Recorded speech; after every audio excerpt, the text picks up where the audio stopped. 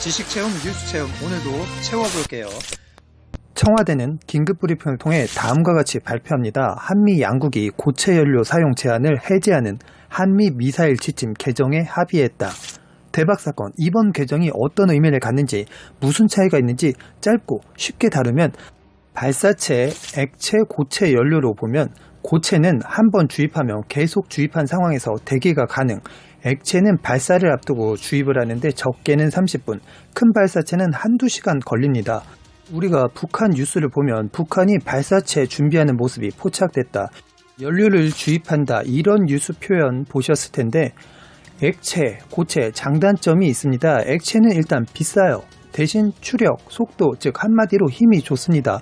대신 액체 연료를 오래 넣어두면 연료 탱크가 산화합니다. 연료를 주입하면 곧 쏴야 합니다. 상대편에게 들키기 쉽죠. 반면 고체 연료는 오래도록 넣어줄 수 있습니다. 이동도 쉽고 한마디로 결심만 서면 숨겨두었다가 언제든 발사가 가능합니다. 북한의 기술은 200km는 이미 고체 연료 확보, 최근에 400km 안팎까지 능력이 확대됐어요. 그러니까 신형 방사포 등이 고체로 가능합니다. 킬체인은 기존 액체 연료 로켓의 기반에 만들어졌습니다.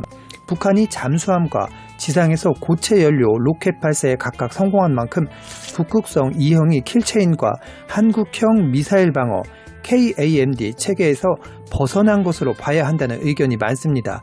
우리에게 큰 위협이 될 수 있죠. 이번에 한국도 고체, 알았어, 풀어, 한국도 해, 이런 상황이 된 겁니다. 따라서 일단 북한 견제에 더 힘을 내게 생겼고, 한국판 스페이스X 실현이 가능합니다. 또 적외도 군사 정찰 위성을 언제 어디서든 우리의 필요에 따라 우리의 손으로 쏘아 올릴 수 있는 능력을 갖게 된다는 게 청와대의 설명입니다. 이 부분에서 일본이 가장 싫어합니다. 이유는 얼마 전 한일 관계 악화 후 지소미아 종료 얘기가 나왔죠.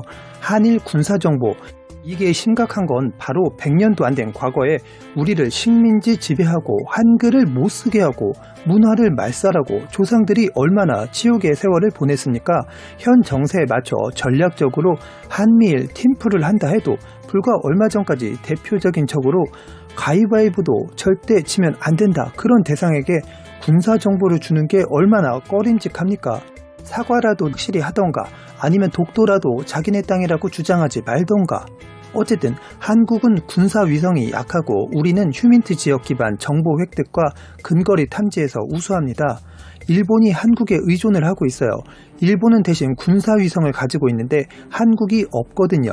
유일한 강점이 그건데 이젠 우리가 일본과 지소미아를 이유가 없어지는 겁니다. 그냥 필요에 의해 한미일 팀플, 이 정도만 하면 되는 거죠.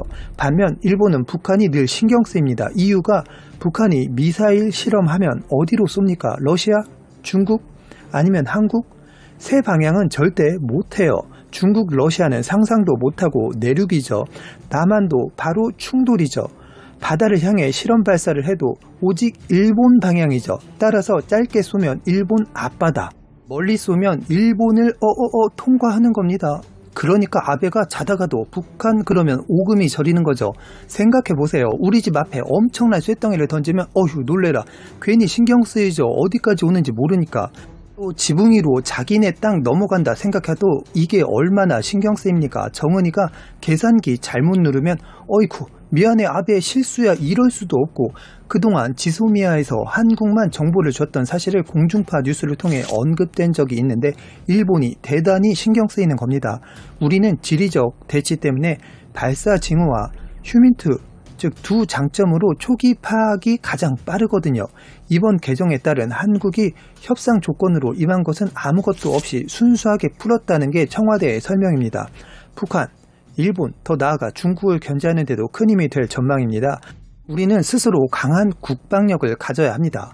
체험TV는 대한민국의 자주국방을 응원합니다. 여러분은 체험TV를 응원해주세요. 제발.